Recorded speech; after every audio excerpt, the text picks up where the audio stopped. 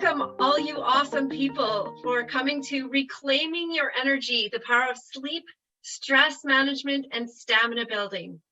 I'm Esther Sarlo, the founder and CEO of Mind Myself, and it is my pleasure to bring to you some amazing practitioners and some fantastic content today. We're so thrilled that you joined us.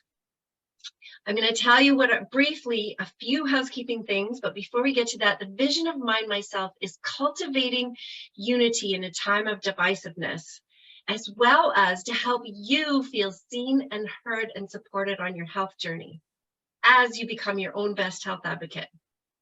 And congratulations on prioritizing your own health. Not everybody does. And we think we know a lot, and we do. We know a lot, but do we really know?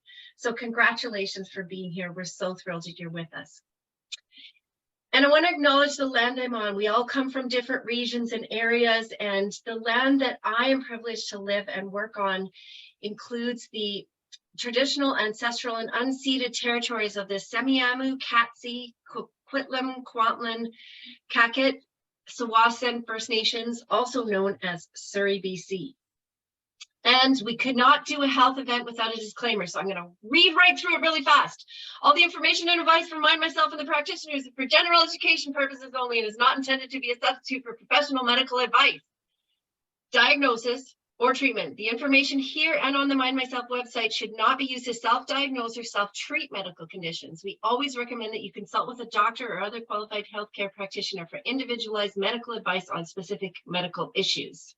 That's really important, even though I flew through it. Today, we're going to start by talking about sleep, and I'm going to read you a quote from Arianna Huffington. Sleep is a non-negotiable. It is the foundation of our health, and without it, we cannot flourish. Our practitioners are going to be talking about this today. And before I introduce our three awesome practitioners, I just want to give a quick shout out to two other practitioners that I just met this week. One is Hilary Samuel, and she works specifically with sleep, and Dr. Anita Tanna. She's a naturopathic doctor and functional medicine person. So welcome to this community and collective and event.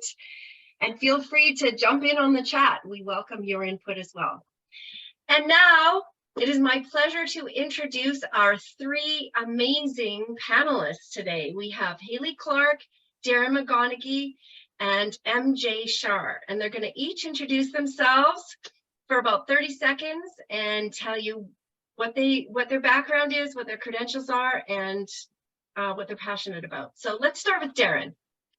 Hey, thank you, Esther, so much for organizing this event. This is super exciting. Talking about sleep, stamina, stress. These are massive factors in health and trying to deal with really the chronic epidemic of health problems that we're dealing with. So my background is as an athletic therapist, an osteopathic practitioner, and a strength and conditioning coach. My practice is called Reconditioning Hub. I help anywhere from high performance athletes to weekend warriors to people just struggling with chronic health problems or movement issues. So I take a very kind of zoomed out approach to health, and then I zoom in to help people find solutions to what I would call their performance decrement or performance issues. Thank you, Darren. MJ, over to you. Hi, everybody. I want to echo Esther's comment about thank you for taking the time for your health. We need more people who do so in this world so we can influence one another in a positive way. And my background is positive psychology, so how to master the mind, and I apply it to how to master the body. I used to be more of a stage presenter, more of a live speaker. Now I'm transitioning to becoming a YouTuber. So hopefully you find me on YouTube after this event, and thank you again for being here. Thanks, MJ. Hayley, bring us home. Hello, everyone. Thank you so much. It's so lovely to be here with all of you. And thank you, Esther, for bringing us all together. This is so important. I have an energy healing practice called Full Circle Bodyworks in beautiful Victoria, BC, where I share intuitive healing sessions, group intuitive healing sessions, Reiki and Reiki classes, including meditation groups. And the focus is to help people and facilitate their own innate healing wisdom through their unconscious, through their nervous system, to help clear out stressors and tension, blocks, beliefs, to create that space for them to connect with what's really in alignment with their heart, and really create space for the healing the body needs, so that we're able to do things like sleep and move and feel good and happy and see the joy in our lives. Thank you, Hayley. And to kick us off into some of the questions, Dr. Mark Hyman says, sleep is the Swiss Army knife of health, more powerful than diet and exercise combined. So I love that quote. There you go. I'm reading it right now. Awesome. And I didn't even know that you were doing that. So the first question we want to address is why are there so many issues with sleep these days? We're hearing about it all over the place. Just why are so many issues happening? MJ, do you want to start us off?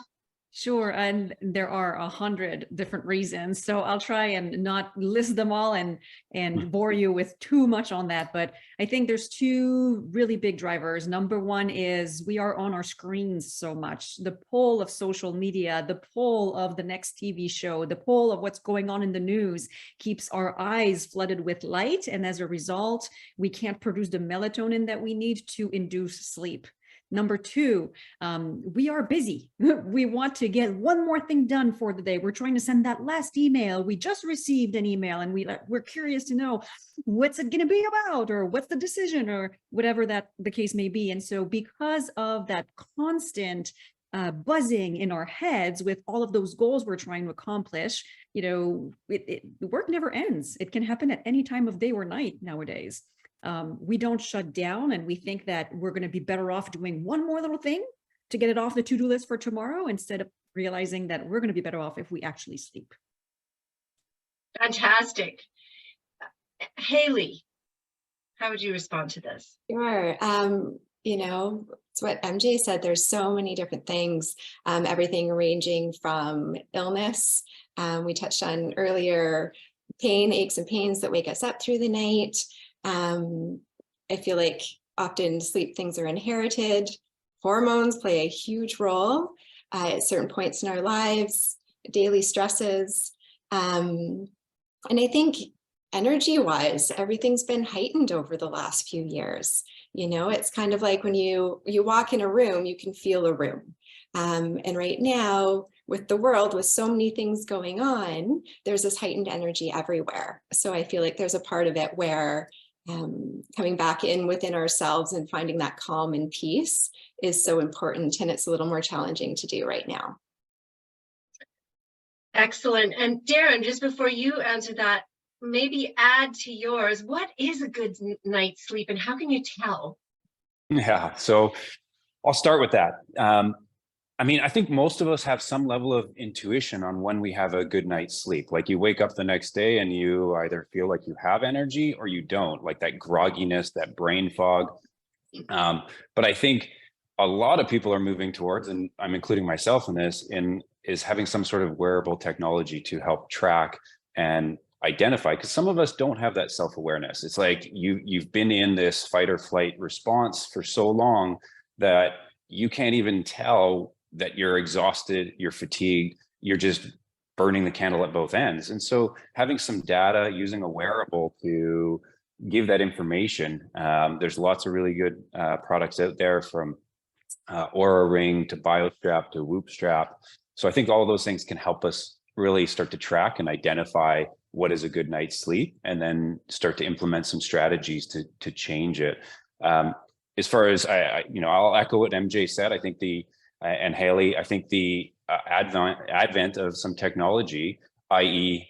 Electricity, I think it starts with the light bulb, and how we've manipulated our normal circadian rhythm has definitely affected in the last 100 years how we prepare ourselves for sleep and how our hormones are regulated for sleep. Absolutely. Hayley, do you have anything to add to that? I think you covered that really well. Okay. Thanks, Darren. So I'll ask the next question. And MJ, why can falling asleep be so hard? And feel free to add anything to the other questions so far. We are a go, go, go type of society. We value getting to everything we want. And then if there's a mini pause somewhere in our day, oh gosh, we got to fill it with something, right? We got to go post something on LinkedIn. We got to go respond to a few of the posts that have happened on Facebook. So because we never take those mini pauses that are, well, I say never, not enough, that are kind of built in to our days, our body gets used to functioning on overdrive. And as a result, it doesn't get as efficient or as good at doing the opposite, which is pausing, slowing down, getting more centered, like Hayley was saying earlier. So the parasympathetic nervous system and the sympathetic nervous system can't be kicked in at the same time. They function like the brake pedal and the gas pedal on our cars, and we're on the gas all day, and therefore the brake pedal becomes kind of resistant. When you try and press it, it's as if it's pressing against you. And that's the parasympathetic nervous system, which is the rest or digest system in our body. So it's just not efficient at kicking in anymore because we don't use the little mini chances that we have throughout the day, never mind carting a real big pause for it. So we need to relearn to activate it more intentionally and more often in order for it to also work well for us at night. Anything to add on that, Hayley? Yeah, sort of in alignment with that, giving ourselves that time to unwind, expecting ourselves to go right to the 9th hour or midnight, and then expect to just kind of hit the pillow and be out for the night is kind of setting a high standard. And so allowing ourselves that space to ease in, allowing our nervous system to unwind and go into that parasympathetic state is hugely helpful in that falling asleep process. Fantastic. Darren, do you have anything to add, or shall I move on to the next question? I think that's a fantastic point, like giving time to ease. Like I've heard it put that sleep is like landing a large aircraft. You can't just put it down the moment you hit your head on the pillow. There's a process that goes into getting your body prepared to sleep. And believe it or not, that process starts the moment you wake up. So you're starting to sleep right when you wake up. That's interesting. The things you do first thing in the morning will dictate how you go to sleep at night, because that's the very start of your circadian rhythm. Wow. It's kind of like the metaphor. We're living, but every heartbeat gets us one step closer to dying, but it's the journey in between that's so important. So, wow, I never thought about it like that before. That's amazing. And Darren, if you could carry on with this, why do some people fall asleep really easily, but then wake up really early or wake up multiple times? Yeah, so we're talking about different sleep disorders, which there's, I think, over 100 different kinds of sleep disorders, but some of the common ones are insomnia. And even within insomnia, there's multiple different kinds of insomnia. Sleep apnea would be another sleep disorder. So these are questions that we kind of have to ask somebody. What is your sleep routine? When was your last meal? Are you looking at screens before you go to bed? What's stress like? So if you look at even Chinese medicine, they start talking about the times different organs are more active in the evening or overnight. So, people that wake up at 1 to 3, we think about the liver, right? So the liver could be a factor. It's being overactive, it's working, or, you're waking up and you ate past 7:30 or 8 o'clock at night, and now your digestive system is really overactive and you wake up and you can't go back to sleep. Or you drink too late at night, right? Alcohol is a factor. Just regular fluid, you got to get up and go to the bathroom. So when we're talking to somebody about these waking up in the middle of the night factors, we really got to ask a few more questions around, lifestyle and things that may be predisposing them to waking up at that time. But that's just a real preliminary precursor of all the things that we got to kind of examine to figure out, why are you waking up multiple times a night, or you wake up, it's always 3 o'clock in the morning when you look at your clock. MJ, over to you. Any comments? Yeah, I like what Darren said. He covered it well. But if I were to add one thing, it's that sometimes we reach sleep and we get there, even though we're worried about things, even though we're still trying to process things. Our bodies are just so exhausted that we will fall asleep. But then it is our worries that will wake us up, or we will go to the bathroom. And then it's because of those worries that we can't return to sleep more gracefully. And so my little tip for that, to address that specifically, is to have a worry pad by your bed. And sometimes we're like, oh, I don't want to forget that idea. I don't want to forget I have to do this thing first thing in the morning or whatever. Put it on your worry pad, and then you know that you'll find that thought again tomorrow morning. So you don't have to hang on to it all night long. And because it's right there, it can be out of your head. You can find it again in the morning, and hopefully that helps you just a little bit. I love it. And you could also reframe that to be your peace and rest pad instead of Oh, I your like that worry better. pad. Yes. Like another nut, calm. Very true. Hayley, do you have anything about why people wake up early or have trouble waking up in the night? Absolutely. And I love the list, MJ. It's so true. And, you know, keeping in mind too, that works really well for kids. You know, children as well, maybe waking up in the middle of the night and waking us up. And they have busy minds as well. And so I used to do that with my son. I'd write down what was coming up if he couldn't sleep, and we'd write a list for him, and he'd be out like a light after that.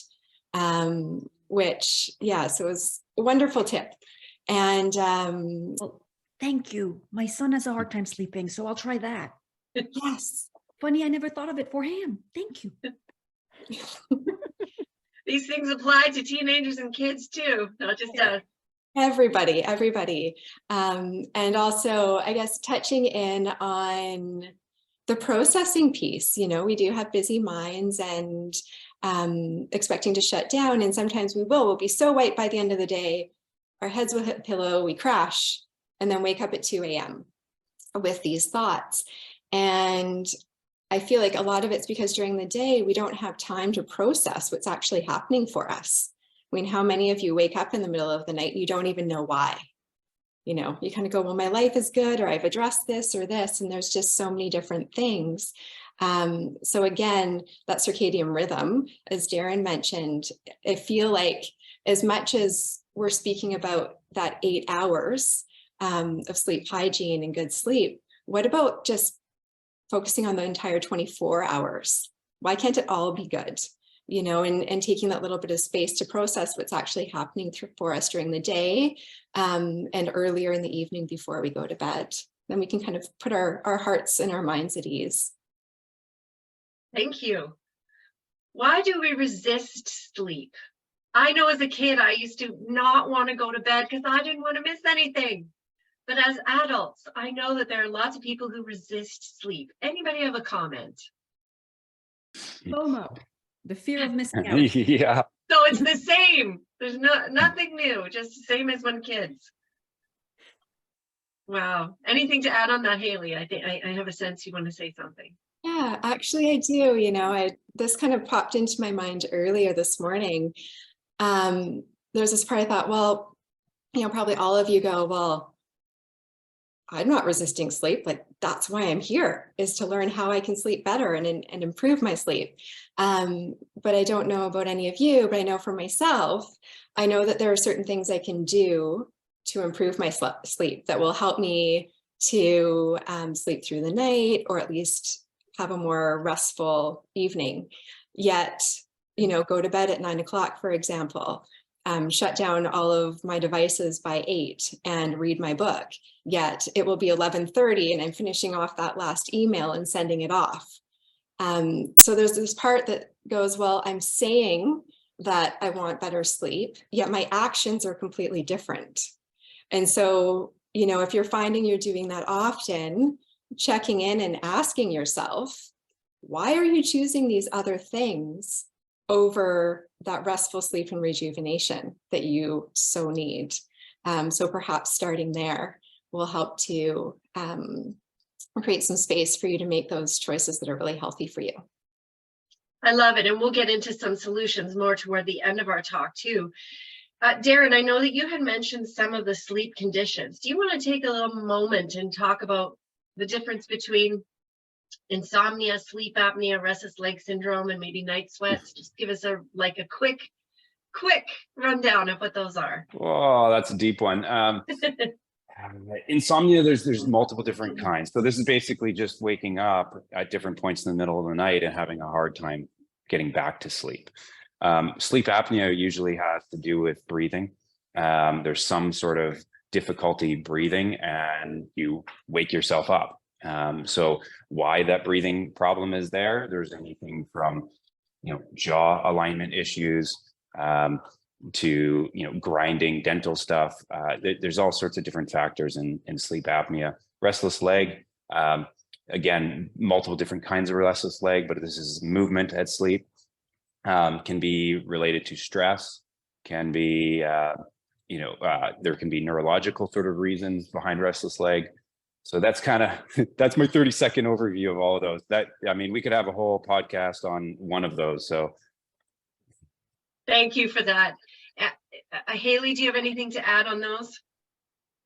No, like Darren said, I feel like there's such a long list. And again, it's knowing what those different pieces are and educating yourself, being your own advocate for what is going to help and support you with the different pieces that you are living with. From a positive psychology perspective, MJ, you want to weigh in on any of those? Positive psychology studies what makes us flourish. We don't study the diseases. So I'm sorry, I'm over my head on this. And no problem. It's all good. In the chat. Maybe Hillary can help us out. Yeah, maybe Hillary or Anita might want to put a comment in too. But we'll leave that there. But if you think, I'll come back to you in a second, MJ.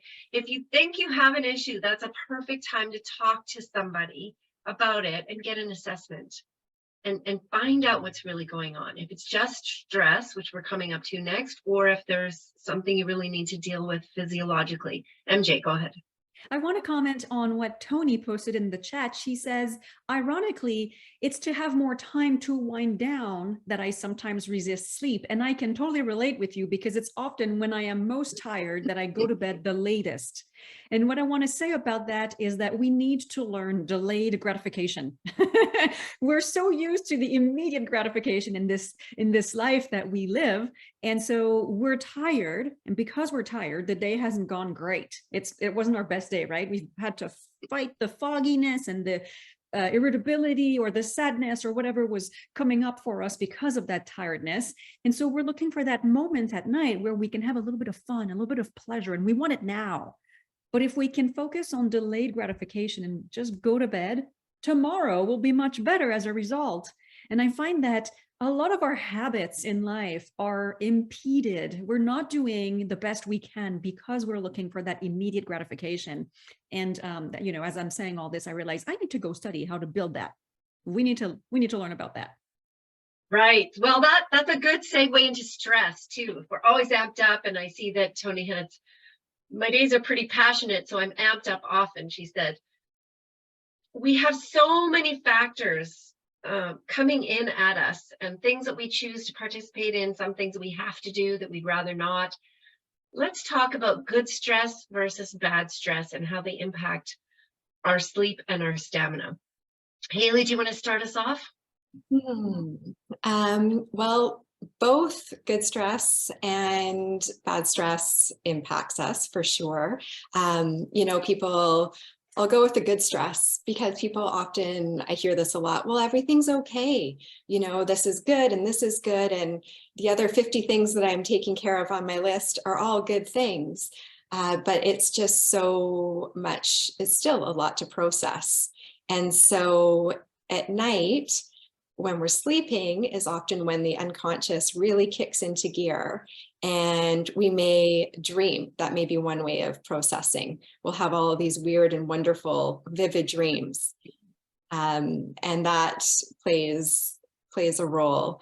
And so our sleep isn't as restful as it could be. And again, taking that extra time to go through and come to peace with each of these good stressors that are happening as well, and calming yourself, taking that space in the evening. If you've had a really successful day and things are really going your way and you feel just so lit up, which is amazing, you still need that time to unwind and calm your nervous system and come down into that centered space. Fantastic. Darren, any thoughts? Yeah, I think we underestimate how resilient we are as human beings. And so when we talk about sleep and stress, we're not necessarily saying like, hey, like you can't have a bad night's sleep, right? Like everybody's going to have a bad night's sleep, and it may occur from good stressors. You may go and exercise really hard late at night, and in theory that exercise was a good stressor, maybe timed inappropriately, but it was a good stressor, and now you're up all night. And so that isn't going to kill you, right? Like, don't freak out.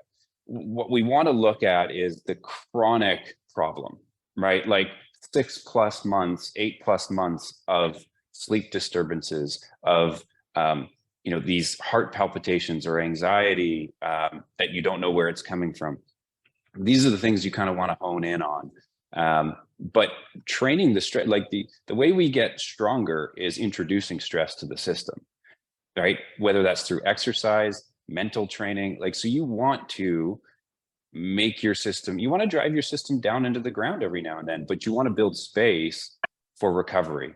And so I think, good stress, bad stress, I think there's some things that can be both good and bad stress. It just depends on the circumstance and the timing. And so really starting to learn as an individual what that is and what those triggers are for you, and when you need that good stress and when you need a little bit of that bad stress, right? Like sometimes hey, I just need to let loose a little bit. And I like MJ's point, like, hey, delayed gratification, that's key. But sometimes you got to reward yourself down the road. It's like, hey, I'm going to have that extra chocolate cake in 3 months if I do this, this, and this. And that's okay. Like giving a little bit of space for yourself. I love it. And just before you comment, MJ, because I'm going to ask you a different question, there is a lot of great stuff going on in the chat. If you haven't been paying attention, there's some great stuff there. So have a look. Yes. And so MJ, yes. Go ahead. The sleep and stress issues for women versus men. And we're talking about good stress, bad stress, but is it different for men, for women, from your perspective? Man, I was so prepared for your last question. Now you're taking me back. Well, go say whatever you want to say. Okay, well, so I'm going to oversimplify the good and the bad stress, and I'm sure there could be a lot of debate, but just to try and help us center our minds a little bit around those topics, I think that the good stresses tend to be more short-term, and they are accompanied by a sense of hope. Like the stress I might feel before I hop on a stage, or the stress I might feel before I watch my son go do the talent show.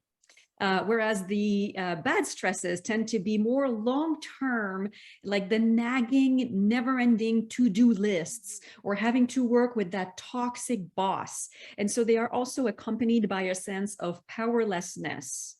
Now, men versus women, stress tends to, actually, I'm not going to say that because I'm not positive about it. So the men versus women thing, I will have to admit, I have never looked into it too deeply, and I'm hoping that another one of my colleagues has more to say about it. Okay, well, what's your gut feeling if there is a difference? You don't have to have the definitive answer. We're not going to test you or certify you. What's your opinion? All right, my opinion, my educated opinion, it's still just an opinion, is that the women tend to have a little bit more of that bad stress than the men, because we tend to think things through and plan and overanalyze more often. Guys can shrug things off a little bit more easily. I don't know if it's cultural or if it's hormonal, but I think that women tend to suffer a little bit more from the stress issues than the men do. Thank you for your opinion. That's a very excellent opinion. I appreciate it. Hayley, do you want to weigh in here? Darren, I want to get to you too, but let's hear what Hayley has to say. Okay, well, I'm not super educated on the difference between the two either, and I don't want to generalize, but I will share something that a man said to me years ago, and I remember actually really recognizing this, is that a lot of men have what he called a nothing box, where they can just shut it off.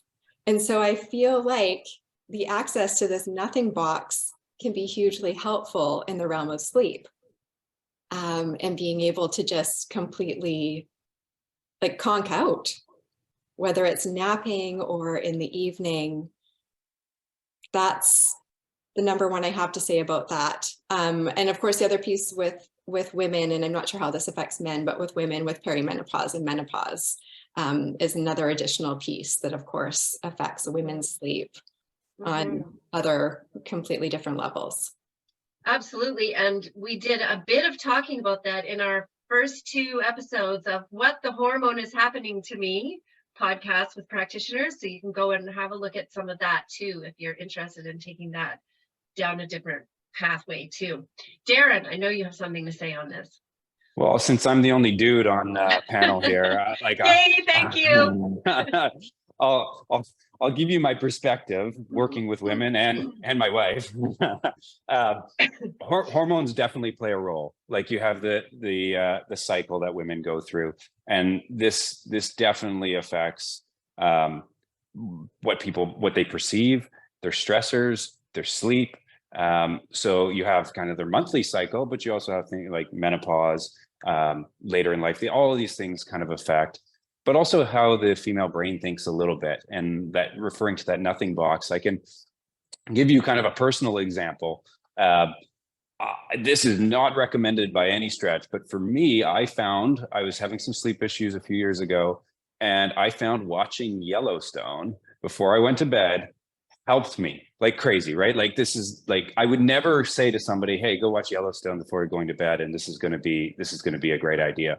But for me, it helped me go into the nothing box. And the more violent it was, the better. I slept like a rock. My wife was like, I can't take this show. Like I am stressed out of my mind. And I'm like, this is awesome. I'm sleeping. So everybody's different, right? Yeah. And I think there's even more differences between genders on that level. I love that. I can't, if I watch Yellowstone all the way up until I go to bed, I don't go into the nothing box. Let me tell you that. Yeah. And not plugging it, but it's an amazingly well-written show.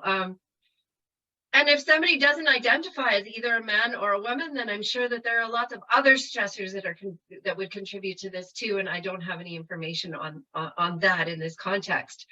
So the impact of family and work drama, because most of us have some at some point or another, or we can understand what that would be like.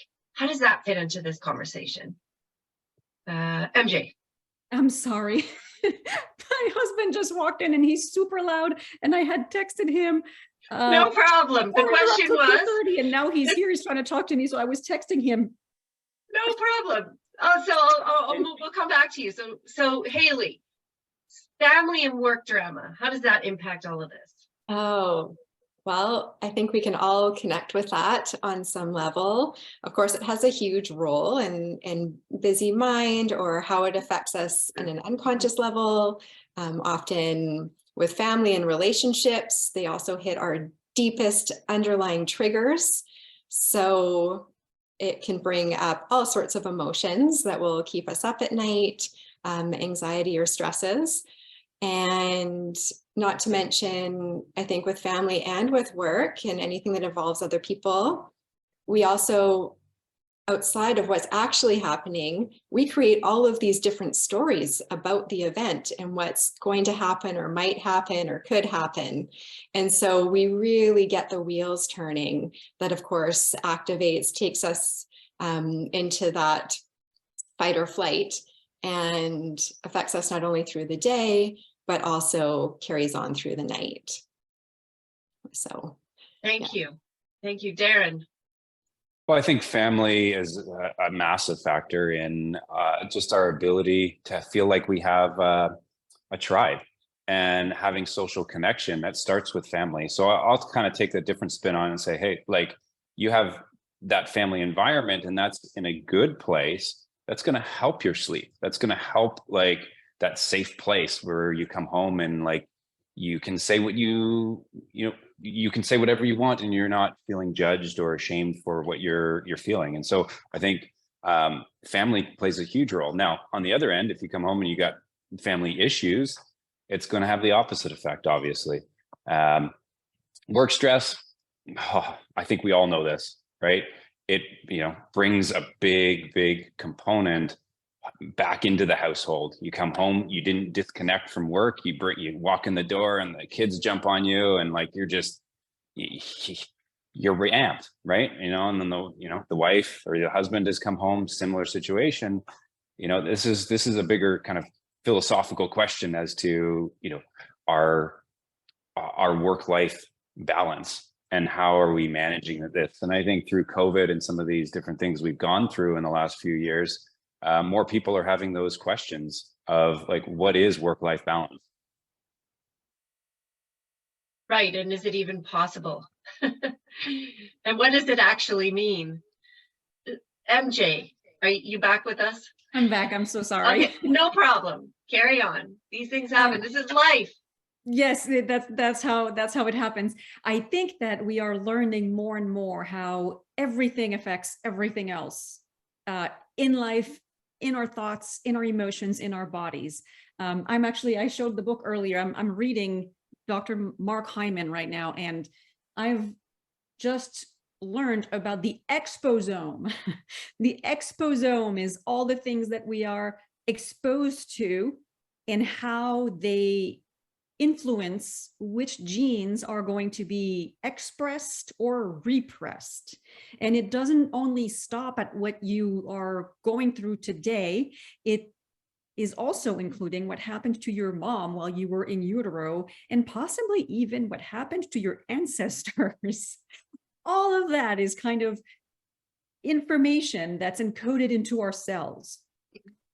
So feeling positive, feeling hopeful, feeling grateful is a lot more important than we once thought, because it's not just about how you feel in the moment and how you might feel tomorrow. It's what information your every cell is encoding. And so to get back to your question about family or the work environment and all of that, they're influencing us more than we realize. And so we have to figure out ways to feel good about those influences, or to take strong action, because the influences aren't going to go away. They're actually being encoded in who you are and how your body reacts to everything. So we need to figure out ways to feel good about it, or to take strong action so that we can then feel good if it's something that we can impact. Now, the second part that comes with that is, having said all this, we don't want us to start freaking out about it, like, oh, I have this difficult person in my life and I don't know how to manage my relationship with her, and now it's going to get encoded in my genes. And like, we don't want to turn that into bad self-fulfilling prophecies. Maybe we need to go for the little hopes if the big hopes are hard to achieve. And then we can feel empowered by having made, maybe having had one helpful conversation, having established some boundaries that we can both agree on, and focus on that part of the relationship as opposed to everything else. I love it. Right? Big answer. Yeah, no, I love it. That's fantastic. And we've all been sitting for about an hour or so. So let's just take a stretch break. You can stand up if you want, but do what you need to do. Generate some energy, because body, mind, spirit. Yes, we're talking, but let's actually take a break here for stretching. Whatever feels good in your body. Oh. And if you want to stand up or get some energy in your chair, that's good too. Sometimes shaking it out can be a really good thing too. Yeah, squats. Awesome. All right. Thank you. So And we haven't. Go ahead. Maybe I didn't pronounce well. It's exposome. Oh, exposome. Yeah. I like Expo Zone too. I like it, but It, you know, it would make more sense if they had called it that. Expo Zone, because we're in a zone of being exposed all the time, but I Yes. love it. So both Yes. are really good. Thank you for that. So we haven't talked about exhaustion and burnout really, and we're leading into the final portion of our discussion about stamina. So Darren, can you kick us off? Talk about a little bit about exhaustion and burnout and how that affects our stamina. I know you've worked with elite athletes for years, so bring it on. Yeah, so I mean, exhaustion and burnout can happen on many different levels, right? But it's going to affect everything. So you have mental exhaustion where like, hey, you're executive work and you really don't exercise at all, but you're coming home exhausted, right? On the other end, you have elite level athlete who's, you know, going 6 days a week. They got games, training, practice, and they burn out. Now they become more susceptible to injuries. Things start to break down. The executive, the immune system starts to break down. They get sick. They have, you know, flu. They start to have all these systems. So systems start to break down when you're chronically fatigued or chronically exhausted. The question, well, is how do we break that cycle? In the athletic realm, it's sometimes easier. You're usually dealing with younger, healthy individuals who control their schedule for the most part, and you know they have the resources to deal with it. So it's often a little bit easier. You deal in the realm of, you know, non-athlete population, this becomes much more challenging. They have, you know, more financial stresses, more perhaps work-related stresses, and so it's like, well, how do we deal with this? And so I tend to zoom out. This is where I go, okay, where are the lowest hanging fruit that we can address? And I think of pillars as, you know, pillars of health, and we talk about nutrition, movement, sleep, and stress. We need to dial in those areas and look at each one and go, where is there a breakdown and what is the kind of the lowest hanging fruit? For example, most people don't hydrate enough. It's simple. They just don't get enough water or electrolyte mix. Yeah, there you go. Let's all take a sip right now. We stretch, so I'll take a sip of your water or whatever. This is a vitamin C. Detox tea. Thank you. Nice. Awesome. Carry on. Right. So simple thing to say, hey, in the morning, get 10 ounces of water with a squeeze of lemon, sea salt, and maybe a little honey. Do that before you grab your coffee. Right. And most people are like, okay, I can do that. Right. So, you know, that takes care of something in the nutrition box. And then in movement, we go, okay, well, if you're tracking steps, people are like, oh man, I get 3,000 steps a day. Like 3,000 steps a day, you are barely functioning. You're barely moving. And this is very common for your everyday desk worker. Like it's atrocious. And so we say, okay, well, can we build in more steps during the day? You know, when you go to the office, can you take the stairs? You know, is it possible to rearrange your workstation so we put a walking treadmill? You know, so I've had a client that like literally was 2,000 steps a day, chronic back pain, and it wasn't the only, but the major change we made was a standing desk and a walking treadmill, and her pain reduced by at least, you know, subjectively 80% just with that. Right. So, you know, where's the lowest hanging fruit? Right. Sleep, we're not going to belabor that point, but, you know, things like sleep hygiene, we talk about, can you get a pair of blue light glasses? You know, can you limit when you're on your screen at night? There you go. Right. Right. Because we know the blue light from cell phones is melatonin destroying. Right. So you're going to affect sleep if you're on a screen all day, and especially in those evening hours, you're just ramping up your system. So I take that very zoomed out approach and go, where's the lowest hanging fruit to help this, we'll call it the canary in the coal mine of like exhaustion, burnout. It's like, why is there exhaustion and burnout? And so you got to kind of dig a little deeper and then try to find the lowest hanging fruit. Thank you. Now, MJ, I know you're chomping at the bit to get in on this. Yes. I know, I can feel it. I'm just getting to know you. I can feel that energy. Go. This is my favorite part of this webinar. I mean, so now I'm going to show you guys my book, and it is called Smarts and Stamina, and it is about sleep, food, mood, and exercise. Now, if I were to rewrite the book, I wrote it in 2011. If I were to rewrite this book, there would be a fifth pillar, which is community. But let's talk about sleep, food, mood, and exercise. The 4 groups of habits interact with each other, not only because they change how we feel subjectively, but because they change how we function objectively. When we sleep more or less, when we eat better or worse, when we exercise or not, we are changing our biochemical activity. And that changed biochemical activity makes the next healthy behavior either more or less likely. So just to make that simpler, the better you sleep, the better your chances at eating well, being perky, and exercising. The better you exercise, the greater your chances of sleeping well, feeling good, eating clean.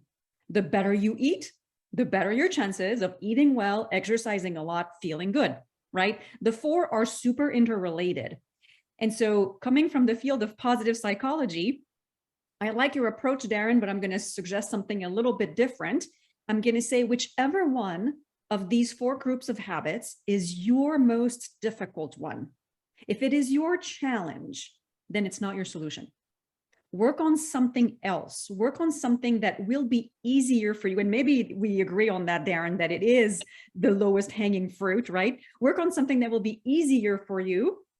And then once you see that progress, because nobody's perfect on all of those 4, right? Once you feel that progress, emotionally, you're going to be strengthened from your initial victories. And that's going to be quite a refreshing change, because let's say food is your biggest issue. You've probably had a lifetime of past failed attempts at changing your food habits. So now if you decide to tackle sleep first, you don't have that defeat in you before you even start. And you can make progress more easily because you don't have that defeat in you before you even start. And as you make that change, your body's going to thank you for it. And it's going to get reprogrammed in a way that will make food easier to tackle a little bit later. So that's my whole system. Sleep, food, mood, and exercise interact. Identify which one you are feeling most ready to work on right now, even if it's not your biggest challenge. Actually, especially if it's not your biggest challenge. If you feel motivated and capable, it will make the other 3 categories easier once you get to them. I love it. 2 fantastic points of view. Hayley, love to hear from you. Yes, thank you. I love that, MJ. Just that kind of covers everybody, you know, and I guess we've talked about younger people and athletes and those in the workplace, but just touching in on, they often say, you know, stamina declines with age, and that this plays a role as well. And I see a lot of people after retirement going, I'm finally retired and I can't do anything. You know, and I've also seen so many people literally get younger with age. It is entirely possible to have your stamina improve and to feel better. And it actually, so just not always believing what they say. You know, things actually can get better as you age, and taking into account practices like MJ suggested, taking care of your physical body, taking care of your mind, treating yourself well, taking yourself out for walks, drinking more water, changing your diet can be helpful at any age. I mean, I have some of the most inspiring clients that are 80 and can walk further than I can, or are still, you know, playing hockey with all the younger guys. And it's just what I aspire to be. That's awesome. I love it. Play hockey with the younger guys. I loved your point about aging too. That's who I'm addressing here, is women who are realizing they're aging and going, I don't have to be weighed down by the weight of aging. I can have energy, I can flourish, I can be healthy, I can be vibrant, I can be passionate, I can do the things I need to do with my body, mind, and spirit. And it's okay to have a few lines on your face. Yes, it's okay. We have them. We celebrate. There you go. I love it.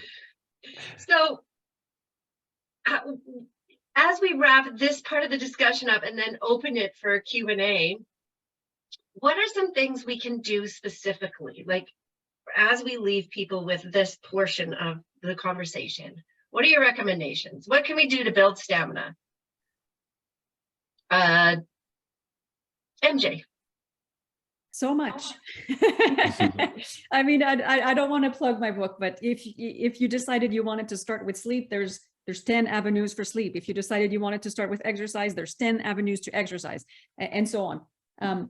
I think for those who say all of that, MJ, is difficult for me right now. Sleep, food, mood, and exercise, I feel defeated. I don't know where to begin. Then my number one recommendation would be choose between these two. Either sleep, if you feel like you are capable of it. But if, as Hillary has pointed out earlier, you have unlearned sleep and you are, maybe filled with insomnia or restless leg syndrome or whatever, and sleep is not accessible to you, then start with micro connections. Micro connections is when you spend just a few seconds looking at another human being in the eyes and trying to feel their emotion with them, no matter what that emotion is. The fact that you both are connecting and you are vibrating together provides your body a mini rest. It provides your heart a mini tune-up. And usually, even if that other person was sad, it will boost your mood because you will feel like you were helpful to another human being. So that is the simplest, easiest tip that takes the least amount of time, that is the least threatening, that doesn't demand preparation or skills. It's the smallest thing that you can do to start vibrating your body in the right direction. And you're going to feel good about that micro connection. And then you can use that energy and put it into your next healthy move. I love that. A mini tune-up for your heart. Yes. Hayley, I'd love for you to take it, give us your take on this, please. All right. Thank you. And thank you for mentioning too, MJ, about that piece where sometimes we just don't always get sleep. And like Darren said, it's normal. Sometimes we have bad sleeps. It's when it turns into something really consistent. Something to consider is acceptance, because sometimes when we're focusing on something, which in this case is I'm not sleeping, you start counting the number of hours you're sleeping each night. Every morning you're waking up in the morning, or in the middle of the night, you're waking up and going, oh, I've only had 4 hours sleep, or I've only had 2 hours or 6 hours. And so what you're then focusing on is what you're not getting and this lack of sleep. When another kind of route to take is to look at, okay, let's look at this differently. What is sleep bringing me? What is the feeling that I actually want to attain? Is it the sleep itself, or is it the feeling of peacefulness and restfulness and clarity of mind? And so switching gears and start choosing in favor of things that will support that, those things that make you feel peaceful or are helpful to your mind, body, and soul, are then in turn that you have control over. And that when you're feeling good about something and you're supporting yourself, then your stamina increases, your energy increases, everything starts to feel better. And just maybe that will also help your sleep as a bonus side effect. But either way, you're focusing on what you do want. Very true. I love it. I love it. Darren, bring us home.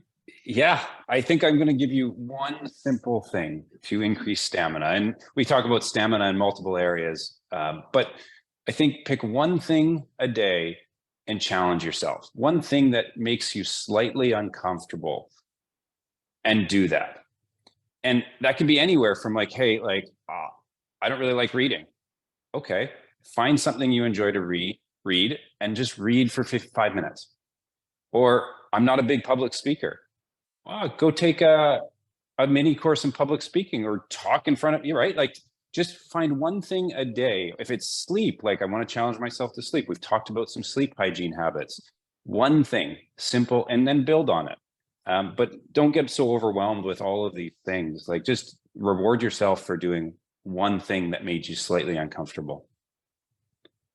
Fantastic. I'm going to shift gears just a little before we go into the Q&A. That's such great information. Thank you. And thank you for all the engagement in the chat too. I'm going to take a moment to share my screen. Give me a moment and I will do that. I'm going to see my screen. I'm going to do a slideshow here for you. Okay. Slideshow from the beginning. Bear with me for one moment here as it comes up. Here we go. So we have another event that's going to be just as amazing as this one has been so far, and we still have another about 30 minutes to go with Q&A. And here's what my invitation is for you. The next one is going to be talking about living pain-free, holistic approaches to overcoming chronic inflammation.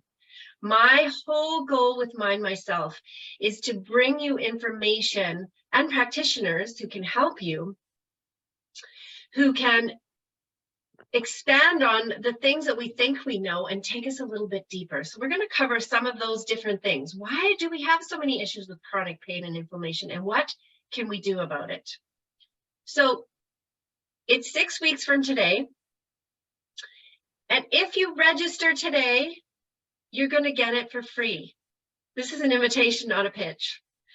And you'll be entering your name into a draw for 3 amazing things. A 30-minute online consult with Darren, we've met today. And none of them wanted to give me prices, so we're just going to say it's priceless. You've heard some of them talk today, and you know how deep you can go. So you get your name in a draw for a 30-minute consult with Darren. You get your name in a draw for a 30-minute online consult with Hayley, and I've experienced both of those practitioners' work, and it's awesome. And you get a 30-minute consult with MJ, and I'm sure she will have amazing things to share with you, all for free. What we're trying to do with Mind Myself is gather momentum and share all of this with the world. So what I would ask you in return is to stay engaged with us.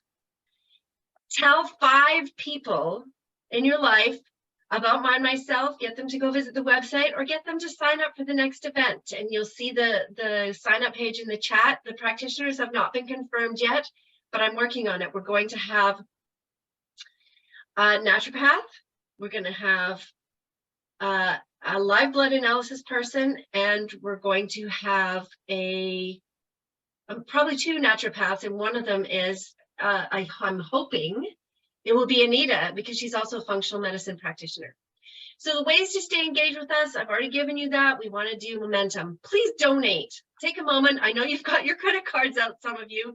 I'm not asking for that today. Donate to your favorite organization, or Blind Beginnings is a local charity that helps blind children throughout the province of BC learn some life skills so they can be more independent. And the other one, I've just met a woman recently from Uganda, and it's called the Vase of Transformation, and she helps young girls from the ages of 9 to 18 have information and products about their periods because they have none. There's so much information that I learned. I was so inspired. The girls don't have what we take for granted, and they can't go into a store and buy it. And so I'm looking for donations for her, either in product or in money. And you can just go to that link anytime you want, find out more about the program. So I won't belabor that, but the girls are using plastic or rags or newspapers, or they're digging a hole in the ground, or they don't come to school. There's just so much great about that organization. Come to our next, sign up for our next one, visit Mind Myself, subscribe to our monthly Mindful Moment, or join the Mindful community. So that's all I have for you today about that. I would love for you to stay engaged, and I'm going to just stop this and stop my screen share wherever it went to. There it is, and I will be back. So now we are going to open this up to the Q&A. And I didn't have time to read all the chat because I was directing this, but there's been some awesome stuff in this.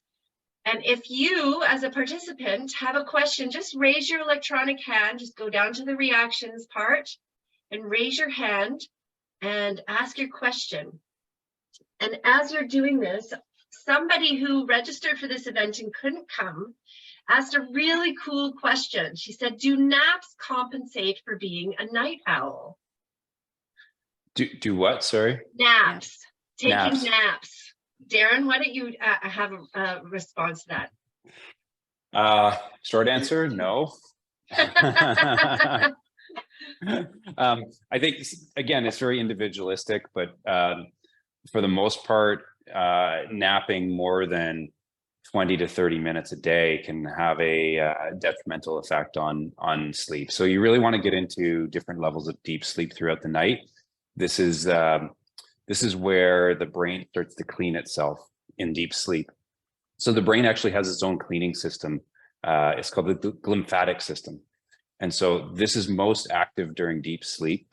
If you're taking long naps during the day, you won't enter into that deep sleep. And then at night, you'll be significantly reducing your or optimizing that time spent in deep sleep. Okay, thank you. Hayley? Yeah, I feel like it's just through my own experience and hearing people over the years speaking about sleep, it's such a #1 issue, is everyone's a little different in what patterns work for them. And so when it comes to napping or is experimenting and really paying attention, maybe even like writing it down, taking notes. So if you do choose to nap, if that's what your body feels like it needs, really take a mental note of how it affects you the next evening and do that for up to a week and see what works for you. You know, something in place if napping affects your sleep, perhaps trying something like meditation. I know for me that works wonders, and for many others, which is similar to napping. You just sort of go into that zone and it calms your nervous system and helps carry you through the day. And if you do that once or twice a day, it can also help to support your sleep through the night, and where you're able to get into those deep restful places that Darren was speaking of. Excellent, thank you. MJ? I agree with what was said, and I see in the comment Jen is saying, I literally had to pull my car over when driving to nap for 15 minutes so I could keep driving.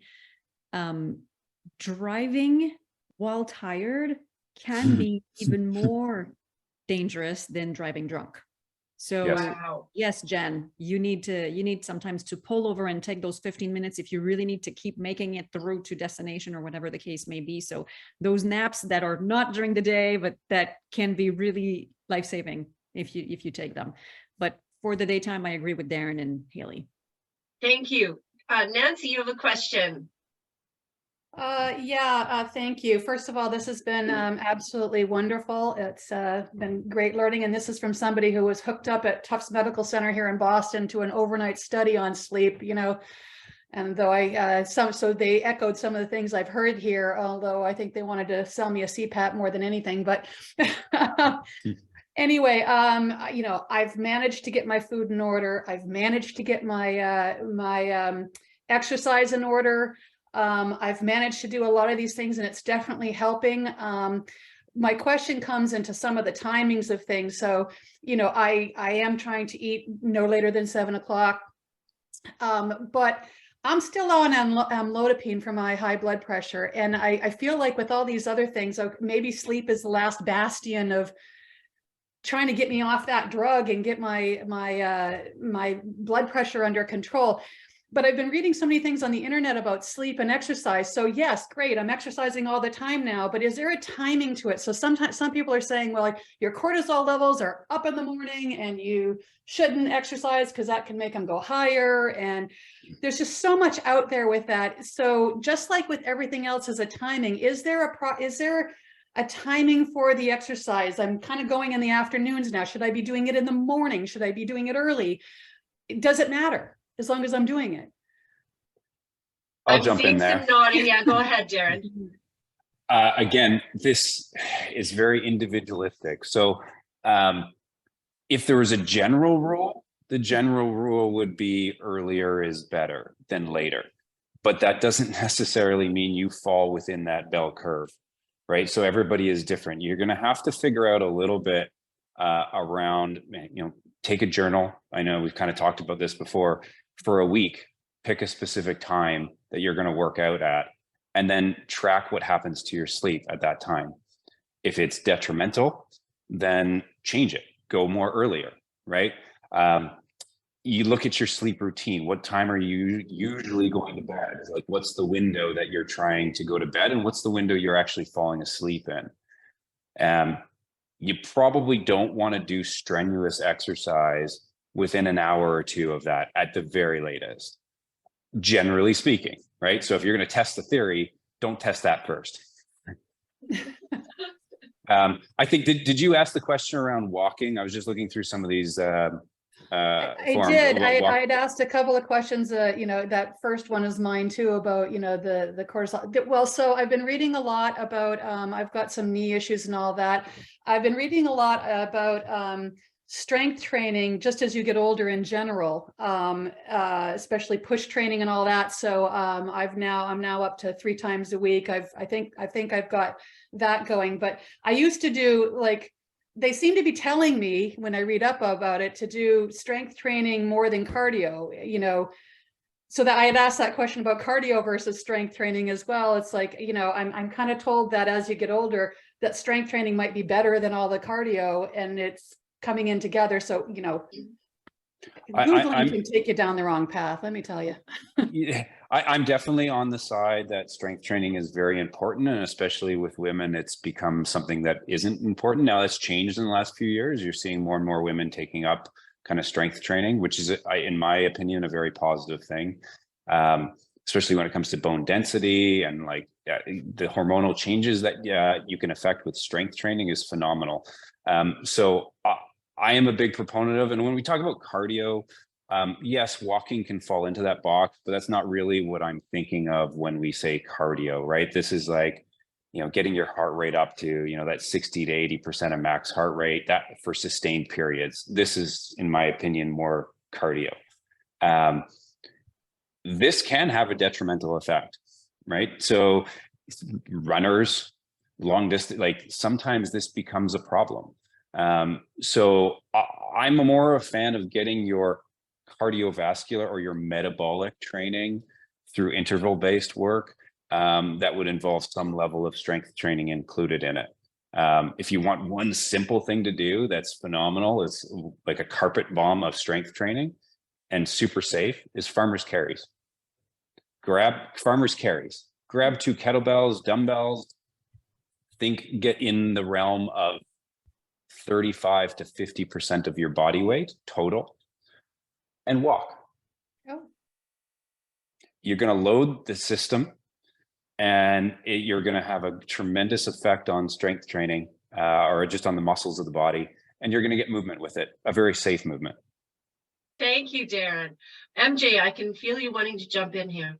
2 very quick things. If sleep is hard for you, I would say nothing strenuous within 3 hours of your bedtime, because exercise produces dopamine. Dopamine is liquid energy, so you want to make sure that you have had time to recover from that before you sleep.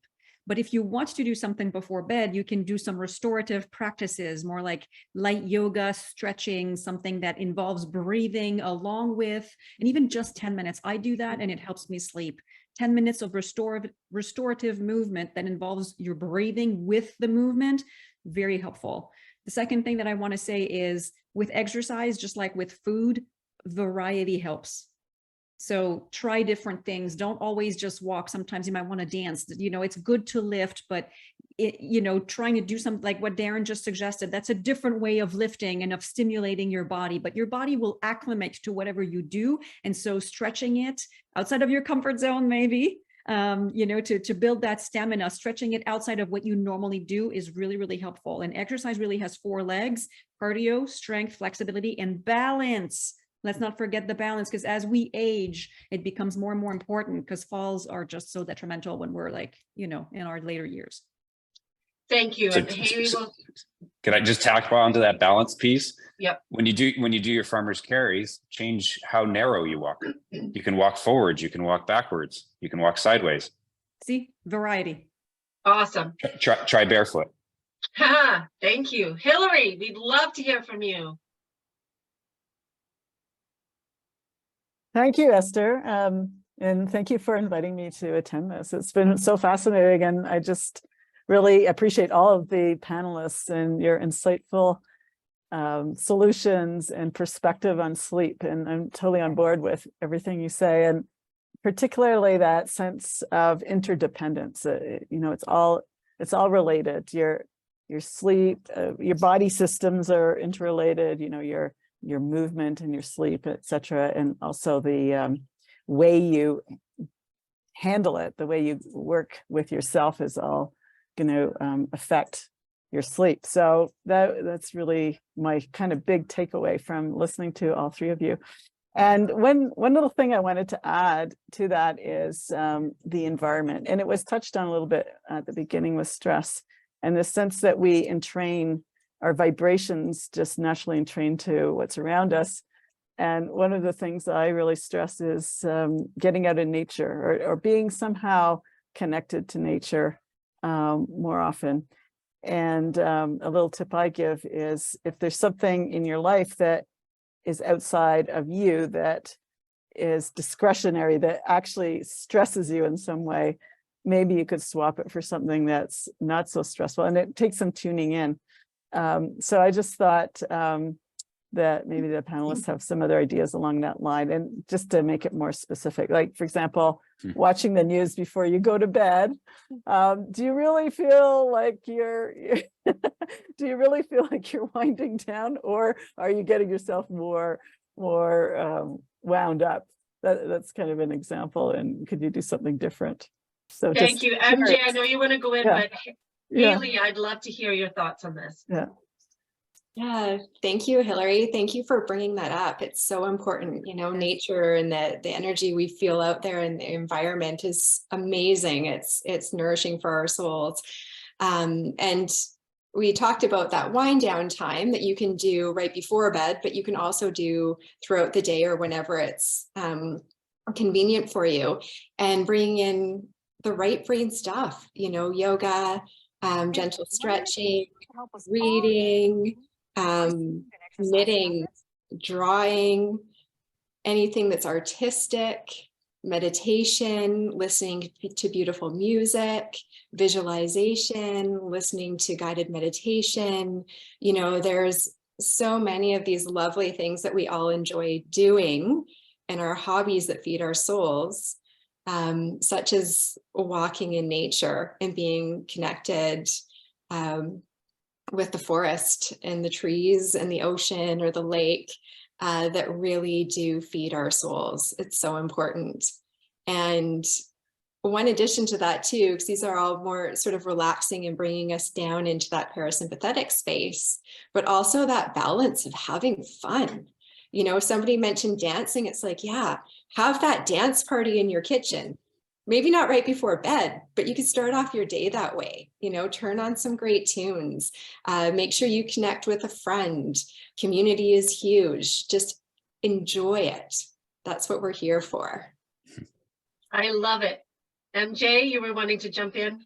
I'll do it, but I just put it in the chat. And I'm sorry, I was trying to get to that link and it started to talk. So if you guys have heard it, I apologize for that. I've said at the beginning, my technology is not great. But I just published a little tiny short and then a video about how nature can help us. And it's very short, but it's something, if you guys wanted to use it as a resource, pass it on to a friend or something like that, totally agree on that importance of spending more time with Mother Nature.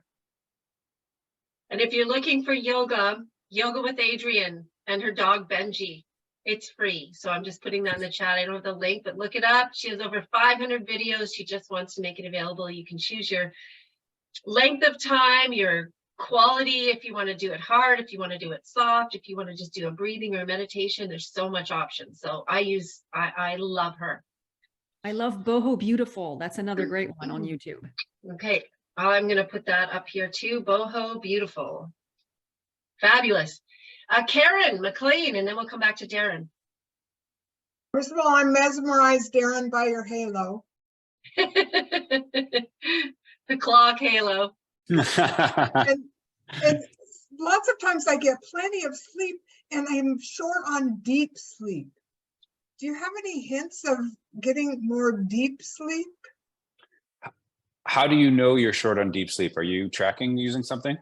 Well, that's just according to my Fitbit, and I believe it because when it says I have more, I feel different. I feel calmer, centered, grounded. Are you waking up in the middle of the night? Only to go to the bathroom. I'm 76. Okay. Well, one, I guess you're using some level of intuition. The Fitbit tracker is kind of notoriously like not exactly 100% when it comes to like deep sleep versus light sleep. It's not one of the best monitors for that, but that's okay. You're saying to me intuitively, you feel like you're not getting that deep sleep. I think without going on a deep dive with you, I think it goes back to examining some of the things that we've talked about earlier, those pillars, right? Like sleep, or sorry, nutrition, movement, stress would be kind of the big things that I would start to kind of ask some deeper questions around with you. What's, specifically your nighttime routine? When was your last meal?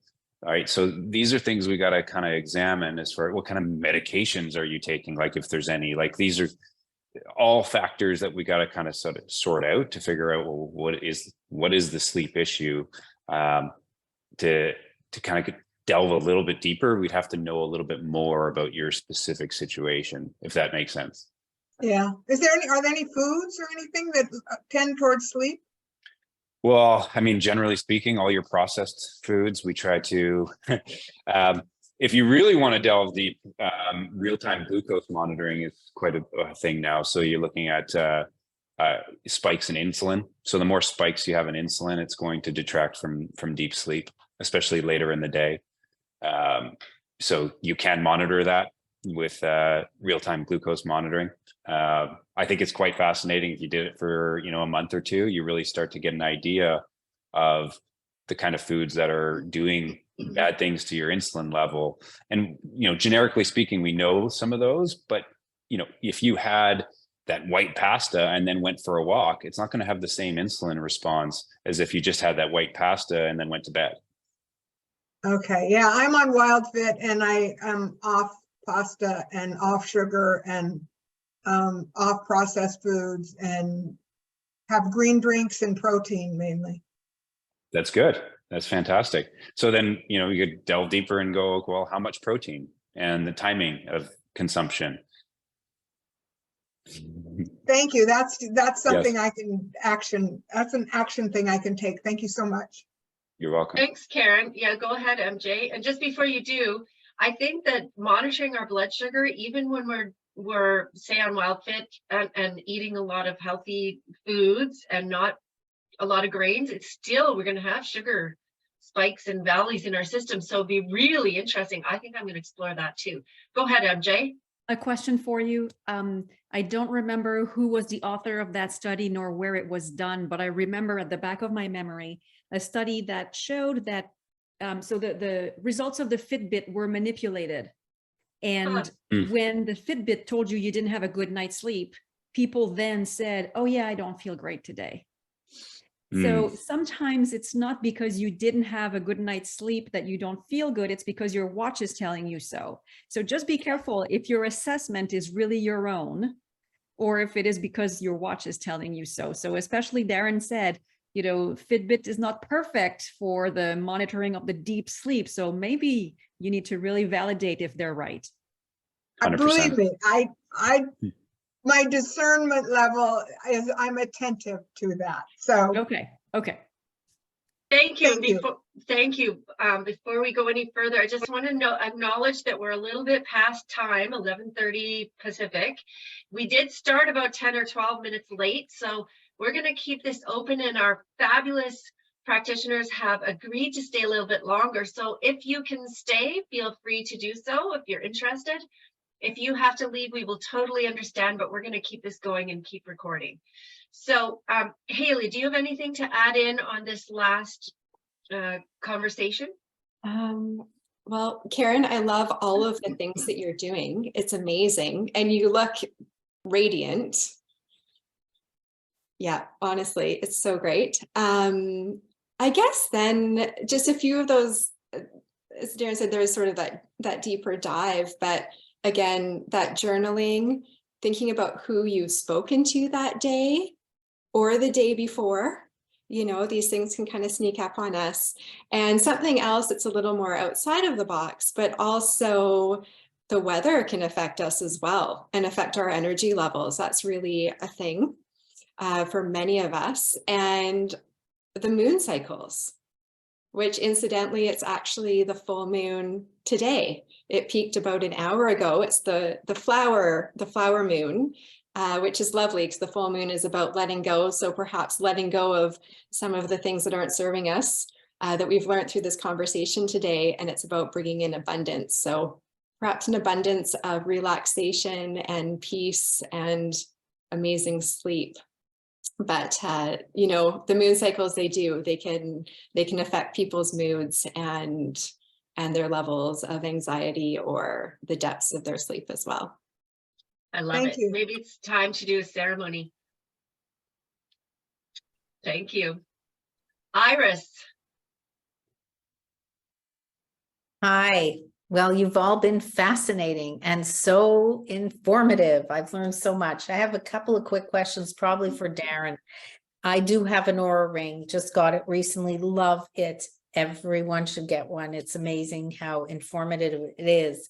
I'm just curious, what they haven't told me was how much of my night's sleep should be in REM sleep or in deep sleep. Do you have any sense? Anyone have any sense of that? Like percentage wise? Because it gives me my, yeah, go ahead. Yeah, I can't give you a specific on percentages. So like, how long have you had the Aura ring? I just am getting almost 6 months. Okay, so you've been wearing it consistently? Every night. Okay, so all the time. It starts to make recommendations, am I correct? Not really. I thought the Aura ring, you'll start to get some Right. recommendations. Oh yeah, as to like, I better start going to bed soon. It's my optimal bedtime. Yes, absolutely. Yeah. But So not in terms of REM and deep sleep. It just always says I'm optimal. Well, I'm going to interrupt for a second, Darren. So I see Hillary has put in this lead approximately 25% REM and 25% deep. Perfect. Yeah, that sounds about right. Like that's fair. I kind of go more towards the individual because everybody's different. And so if you're using a tracker for 6 months, I know BioStrap, that's the one I use. I have looked at some of the things from Aura, and I know Aura is probably more of the gold standard. It gives you more information than BioStrap, but they start to use algorithms to make recommendations based on you. So I think that's where I lean a little bit more. You know, there's definitely this general recommendation, but I look more at the individual.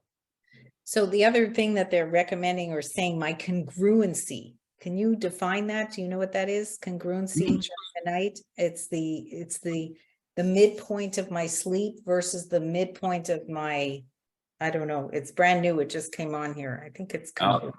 I can't. I'm unfamiliar with that. That's a new thing that BioStrap or Aura brought in. I guess so. And anyway, I'll look into it. It just came up yesterday. Yeah, I'll make a note. I'm going to look into that as well. Yeah. Oh no, I'm sorry. It's a chronograph of my sleep, and it says that at 3 a.m. I was 20 minutes off my, I don't know if it was a biorhythm or anyway. This is all still learning for me, and I just thought it's a time I could ask. Got it. No, Hayley or MJ, do you know anything about this? If you do, great. If you don't, I think Hillary might have a comment. Go ahead, MJ. No, I'm saying it's over my head. Oh, okay. Hayley, do you know something about this? No, but I've written it down. I'm going to look into it after. I'm very okay. Awesome. Hillary, would you be willing to come off mute and make a comment? Yeah, I don't claim to know more about trackers than Darren. I think Darren's really onto that. And my own personal approach is to really use how you feel more than trackers, because one of the things you can happen with trackers is you can, this sort of perfectionism can creep in, and you're going, oh my God, I'm off by this or that. And as Darren said, it's very individual. So what they're looking at is kind of the sum total of the statistics of everybody, and that doesn't necessarily apply to you. So that's my little Thank 2 you for cents that. on that. And Esther knows me well. I'm not a perfectionist. I'm just trying to learn and expand my mind on all this. But the bottom line is really, how do I feel in the morning? And one of the things that I found the aura thing has done has confirmed that I really don't need a lot of sleep. That sometimes when I sleep 7 to 8 hours, it's telling me, when I sleep 5.5 to 6 hours, I get optimal 95%. Everything happens, all my REMs, all my things seem to. So, and that's kind of cool, because I always felt that I didn't need that much sleep. But, society tells you got to get your 7 or 8 hours. So one of the thrills that I can share is that I learned that my sleep pattern is good for me when I do it. Interesting. Yeah. So cool. I think the data that I find very valuable from trackers is the time in bed, movement, like whether you're waking up or not. That's very valuable. And then heart rate variability is the other thing that I really sort of look at. So I don't know if you're kind of tracking your HRV, but that gives, yeah. So HRVs, are you familiar with what it is? Well, why don't you tell it for everyone? Because I and the rest are puzzled, perhaps, because I had to look into it. Go ahead. Okay, so your HRV is it's a measure of your autonomic nervous system. Okay, so ideally a higher number in HRV means that you're more able to adapt to stress. You're more resilient, right? If you're chronically low in your HRV, there's study after study after study. Your immune system's suppressed, you're more susceptible to chronic problems, blah, blah, blah, blah, blah, right? Now, how do we address it? Well, it's hard to specifically address it. We zoom back out and go, okay, are we sleeping good? Are we eating? And then we test things. Oh, I slept 8 hours. I felt like I slept good, but my HRV got destroyed that night. And I don't know why. Well, maybe it has something to do with what I ate or the timing of what I ate. So that number is, to me, more important than some of the other things we talked about in there. I don't get too fussy about time in deep sleep, or I just want to see overall time that you spent in bed. Did you move a lot? Did you wake up? And then I want to see your HRV. Those are kind of the big things that I look at on trackers. So just on one point of that, my HRV can fluctuate anywhere from about 20 to like 36 on various nights. Is that a good range to be in, given that I'm so you're looking at the data points over the entire course of the night, right? No, I'm looking over the past week. I'm just having to look at it, and I went from 20 to 34 or something on different nights. Each night they gave me, like last night's score was 31, just out of interest. So you're gonna have an average, and you're gonna say, how does it deviate from your average? Right. So if your average HRV was 40, and then this week you're now, because you've been doing it for 6 months, so you're going to have good numbers, right? Like, don't just take your HRV over 1 week and be like, right, that's not helpful. You've been doing it for 6 months. You have a database of what your average HRV is over 6 months. How much in the last week have you deviated from that average? And that's going to be more important. Okay. Thank you. Thanks everyone for being patient with my Thank you. Hayley, go for it. Just one thought I had, there is such a stigma around the amount of sleep we should get, and not everybody needs the same amount of sleep. I don't feel like I need as much sleep. And I also learned not to count the hours that I sleep. So just thinking about with these tracking tools, a suggestion is to not look at the results in the morning. See how you feel through the day and check and judge, base it on that. That way it's not this device telling you how you slept and how you should feel. You can get a clearer picture and get your mind out of the way and actually go into how you are feeling to see what's working for you. And, you know, it's an accumulative piece as well. If you've made a change, you're not always going to be able to see the benefits of that change in the first night or two. It may take 3 or 4 nights as we play catch up. So just a couple of foods, food for thought on that. 2 questions from the chat. One was before, so I'll come back to that in a second. The other one was how do you get more variety in HRT? If someone can answer that. And then the second question, which is not related, is what are your thoughts on a sleep bank? I'll take a dive at the HRV question. How do I get more HRV? I think it's how do I increase my HRV, right? So a lower number means you're less resilient. A higher number means you're kind of in that fight or flight time consistently. And so how do you get more? You stress your system in bouts, right? So you want to see your HRV driven down. Maybe after a hard workout, you drove it down, but then you give it space to recover. And over time, by challenging your system, you're going to increase your HRV, right? So maybe walking daily is a challenge to your HRV. You know, going from 3,000 to 5,000 steps is going to challenge your system.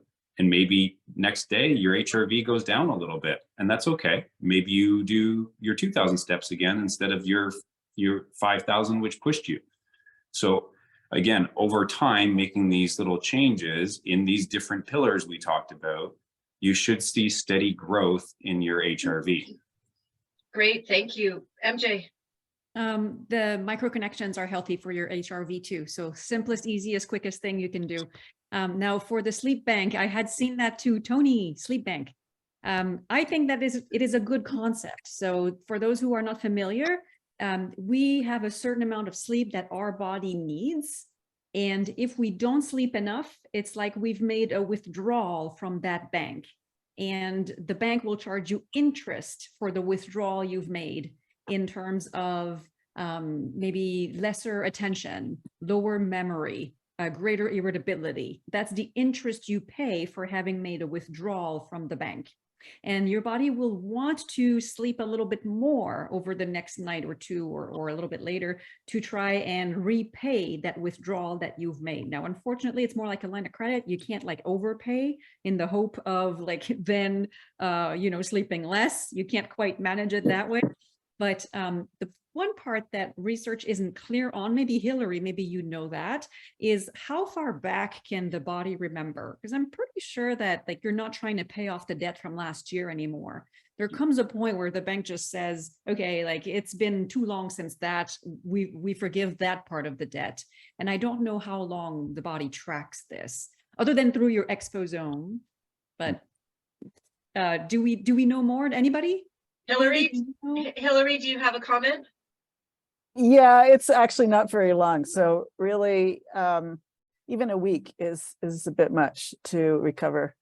Only, a couple days. And if you're staying in optimum zone, that is, you really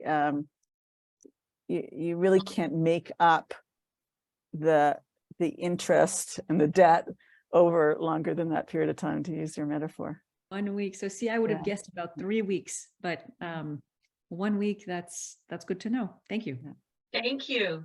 Anything to weigh in on there, Hayley? No, I think that's okay. Thank you. All right, Nancy. Sorry, go ahead. One thing to add, MJ talked about HRV and social connection. A little antidote. I track my HRV. During spring break, my family came out, my cousins, and we went to the island for a little vacation. And my HRV was phenomenal that week. I left work, went away, we did a whole bunch of stuff. And I didn't eat well. We were eating out a lot. We were walking, but I wasn't in my usual routine, sleeping in different beds. Things that normally I would suspect would hurt my HRV. Phenomenal week. So the importance of social connection and that aspect has a big role to play in your HRV. Thank you. That is so great. Nancy. Yeah, hi. MJ, you talked about, how all these things work together, your sleep, your food, etc. When it comes to sleep and and supplementation. So, you know, for example, I wrote in there that magnesium actually has helped me, but now I read that the magnesium is not all created equal. There's a morning magnesium and a night magnesium. Is that true? And I've just learned that on my trip to the UK. But then I also added in a turmeric, ginger, pepper. I put lemon in it, like a tea that I try to do that once a day, but I was doing it in the morning. Then I read I should be doing it at night because it helps sleep. And then I heard about ashwagandha or whatever you're supposed to. So those are a couple of things that I've been starting to, like you say, try it for a little bit, see if it helps. But there's a lot of information about the supplementation. So did any of those things ring a bell? Did I leave anything out? Is there something that that can help almost in the sleep? I use the tea like a sleep transition, you know. Other things, do those things work? Do they not? So here's my opinion.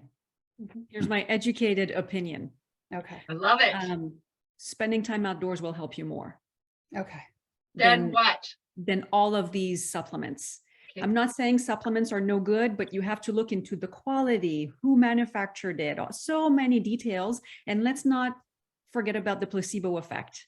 Sometimes it's because you are doing something for yourself that it's going to work, regardless of what it is that you are doing for yourself.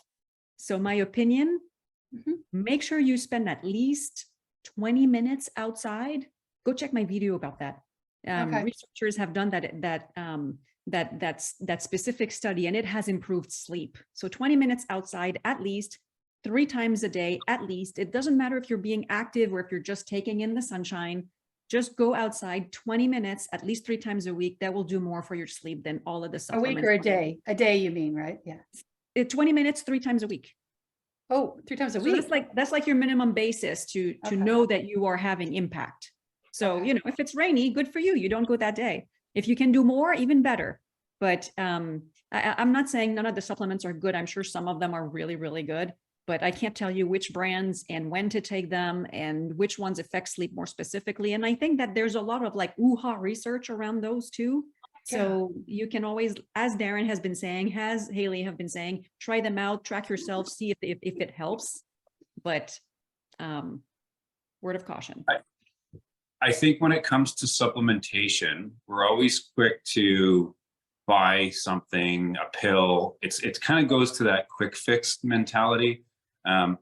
It's not that it's wrong. There is some, place for supplementation, but I would say, what's diet look like first? So when we talk about magnesium, our deep greens, legumes, like, are you getting enough magnesium from those areas? Because that your body will take what it needs, the kind of magnesium. So you're alluding to like magnesium citrate, there's different, and this is edging on some of my level of knowledge, but different magnesiums can affect your system in different ways. So some will cause your digestive system to be a little bit more active. And so you're going to take that at night, and now you got to go up and go to the bath. So you think it's helping your sleep, but it's actually not. So, but when you get your magnesium from natural good foods, like our deep greens, your body takes the magnesium it needs. It takes the kind out of it.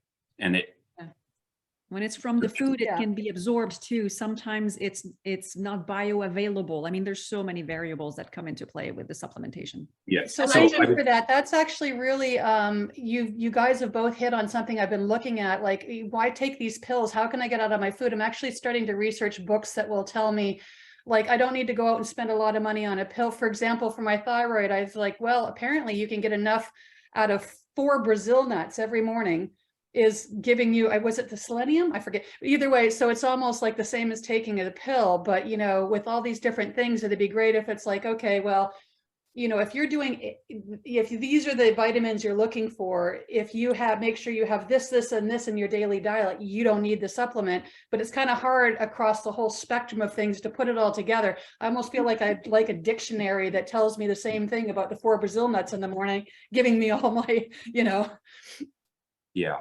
Yeah. I'd like to make a comment just before you go, Darren. In terms of magnesium, it was recommended, yeah, take magnesium for bed. And what I noticed, this is the tracking thing, I noticed that about 20 minutes or half an hour after I took a magnesium pill, my heart rate started, and there was nothing else I was doing differently, and my heart started to pound, and it woke me up. Like, I'd fall asleep, and then it woke me up within about half an hour, and I'm like, I think I'm gonna not do that before bed, because something's not working for me very well. Yeah. It all depends. Like, I think we are generally deficient in magnesium. Again, generally speaking, a lot of people are deficient in magnesium. And so finding ways to address that is important, whether it's through diet. Like I said, number one. Number two, supplementation. Without plugging a product, I think Calm is a really good product. It's a powder based, you put it in, you boil water and you drink it. Hillary, you can throw in your 2 cents, whether you disagree or agree. I have found decent personal results with that. And people that do struggle sometimes getting enough from diet and their routine, sometimes you just got to break the cycle with something. And so that would be something that I would entertain, but there's a ton of different products out there on the market. Great. Hayley, did you have something you want to say? And then I'll ask Hillary if she has a comment. Yeah, just sort of honing in on, doing what feels good and what you can do, like the food and diet. When it comes to supplements, again, that tracking piece, and also just to save yourself that time going through a nutritionist or a naturopath, or in the very least, I'll go to my health food store and talk to the staff there, because they're amazing. And I'll say, hey, what works for you and what have you received good feedback on? So it's not quite the same shot in the dark if you are going to go that route.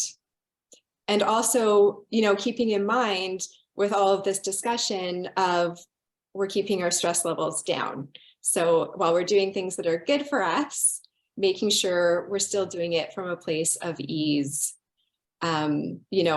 Even the walks, if we're not able to make it outside, if it's pouring rain, you can always go into that place if you're able to visualize, a person that can visualize or can close your eyes and imagine or feel what it's like to go on that walk through the forest. Your brain doesn't know the difference between you actually being in that forest or are you imagining it? So it can have the same effect on your body. So whatever's going to work for you to support you in an easy, peaceful way that works for you is so important. Love that. Thank you. Hillary, do you have anything that you want to add? Well, just in terms of supplements, it's best to have food and, the food that we need. One unfortunate thing is our soils are depleted of the minerals and elements that we need. So having some supplements can be good. And what I always recommend is something that comes from food. So I prefer those kind of powders that are a mix of 50 to 100 different things. They're more bioavailable because they're actually food. And and your body just takes what it needs. So I prefer that than vitamins if possible. And just so I want to make a comment on Hayley's last comment on imagining going in nature. And I agree that that helps a lot, that you can bring yourself somewhere. However, there's still this entrainment that happens beyond our conscious awareness. And so it actually is better if you can to really be outside in a park or wherever you can get to. Yeah. Because there's so much that's going on that beyond our visual perspective. But yeah, if you can't, certainly, do a meditation and visualization. Fantastic. Bill, you have your hand up.